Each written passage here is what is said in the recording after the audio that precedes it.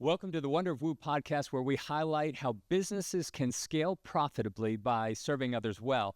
I'm Daryl Zavadny. And I'm Ed Howie. And this is the Wonder of WOOO. If you're a business owner investing time, money, and marketing only to be frustrated by losing customers, then this podcast is for you. Now, Ed, every time we do this, we talk about the fact that serving others well doesn't just feel good. It's actually really good for business. It's good for business. It's good for life. And man, I mean, who wouldn't want WOOO, right? Yeah, indeed. So we're doing an episode or a segment today that we call Looking at the World Through WOOO Vision. That's right. WOOO lenses. That's right. Before we do, let's really talk just super fast, super high level. What is WOOO? What are we even talking about? For sure. Those new to our community. WOOO, podcast. 3 O's, stands for winning others over and over. And our belief and validation is that it does take effort and intention to win others over. It takes a whole lot of effort, a whole lot of intention to win others over and over and over again. And I'm so excited about what we're talking about today because it is an amazing example of wooing through the years. Yeah, it's fun. And you know, what we do in this segment series is really look at a headline and just kind of try to diagnose whether this is WOOO done well or WOOO done poorly, which we call poo. Which no one wants poo. We say, hey, it should, man, they just executed poorly. So today, but I'm going to cheat at the stage. We're talking WOOO, baby. Let's get it. Yes. I love this. So this is a fun one, and we've entitled it, What Can You Do with 342,817 Lego Pieces? I'm just thinking how many times I could step on them walking through the day. Okay. But anyway. Yeah. As you're growing up, you're like, man, what could you possibly do with 342,000? I mean, I've seen some amazing things built with Legos, right? You know, in malls or shopping centers or that kind of thing. But that's a whole lot. And so, can I give you the answer? I know the answer, but they don't tell the answer, man. Well, so you can build a functioning McLaren and drive it around and cross promote with Formula One and drive it around a racetrack. That's what you can do. So that is what was Barbie's car called? I don't know. Yeah, okay, you know what I'm talking about? I mean, that's like that on steroids. It actually drives. It drove. The I think second place current poll standings F1 driver drove it around the track. Now, interestingly, 23 specialists from McLaren and Lego spent a total of 8,344 man hours to design and build it. Okay, and the final product weight was 2,690 pounds. Go look at it online. It's this amazing picture. You can actually buy a 1/8 scale replica for $450 or something. And I'm sure they're selling tons of those. Yeah, I'm sure they are. I mean, what a magnificent marketing tool. But I guess the question is, like, so why are we talking about this in the context of WOOO? Because, I mean, while everyone wants WOOO, everyone loves Legos. I mean, did you have Legos growing up? Absolutely. My brother had big time Legos. I mean, I loved them. He really loved them. Yeah. And the things that he could build, he would sketch it out and he would design it. And it was amazing. And that was 50 years ago. Yeah. You know, and what's, okay, so here's the thing. When we were talking about this, I thought about just how freaking bizarre, but telling it is that, you know, I travel a lot. Mm-hmm. There are Lego vending machines in airports. Mm-hmm. Now, I'm thinking the 8-year-old's not going up to the vending machine to put their credit card in to buy the Legos.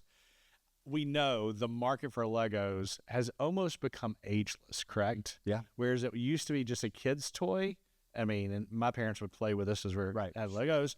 But it is, I mean, I know some grown-up individuals who continue to invest occupational therapy for them. And they're, I think that's the interesting point in this. And that's why I wanted to talk about it, is because it's this brand that's been, I don't know when Lego started, but let's call it 5 decades, 6 decades. It's got to be, right? And it kind of started, there's sort of this heritage product, this, chunky, here's how it connects.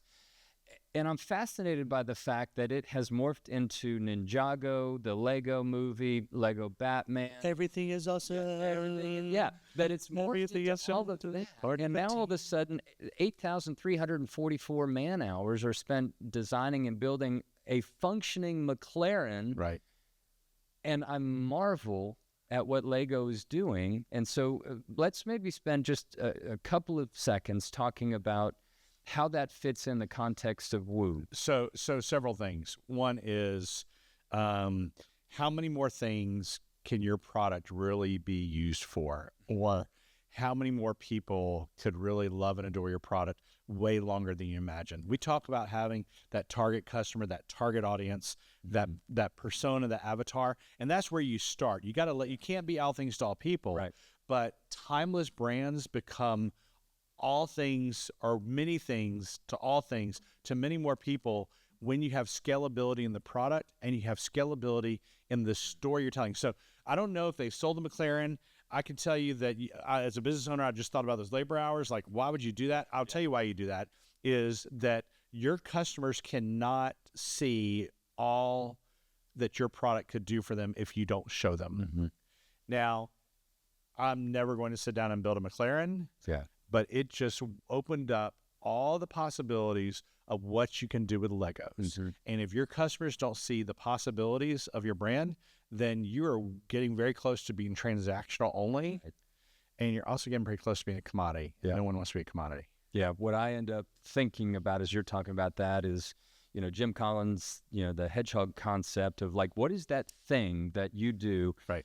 And, do that well, business leader, and continue to reinvent. And that's what I think Lego has done. And Well, reinvent, but also tell your story. Yeah. Show people your product, because if you don't tell them the story, they don't know your story. And I think Lego has done is brilliant in telling the story and creating that sellable, craveable nature that leads to winning lifelong customers. Yeah. And they are an incredible example of a brand that continues to win lifelong customers over and over and over again. So obviously, I know I shared it at the start. I'm sorry, but total woo. Total woo. Yeah. You don't even have to want to buy the product to be wooed by what they do with their brand. Yeah. So Lego. The fact that we're here talking about it is evidence of that. Exactly. So it's been great.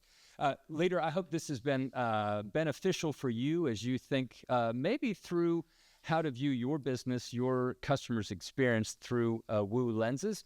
Our hope and prayer is that you continue to woo by doing that. And as always, we're grateful to spend time with you on the Wonder of Woo podcast. Thanks. Take care. So that's it for today's episode of The Wonder of Woo. Head on over to Apple Podcast or wherever you listen to subscribe to our show. One lucky listener every single week who posts a review on Apple Podcasts will win a chance in the grand prize drawing to win a $25,000 value private VIP day with Daryl and me. Be sure to head on over to thewonderofwoopodcast.com and pick up a free copy of our gift. And please join us next time.